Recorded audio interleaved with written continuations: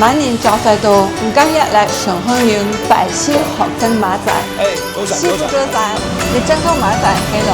正式做咧，已經8歲係喺呢一行，差唔多60年㗎啦，我做咗。師傅點解馬仔喺香港咁受歡迎？因為呢啲馬仔就係50、60年代嘅街頭嘅小食馬仔嚟嘅，所以咧好多人都係中意食，因為佢係唔係貴嘅食物。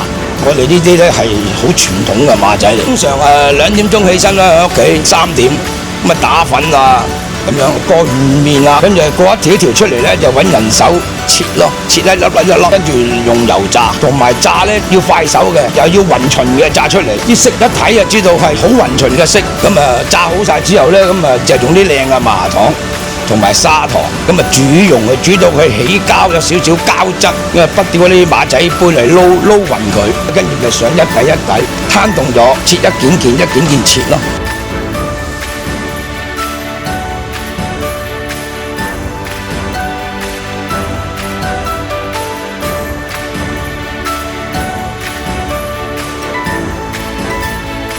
我喺香港扎第10年，特別珍惜可以跟老師傅學習傳統技藝。可唔可以試下？可以，你試下，你試下好唔好食咯？好唔好食？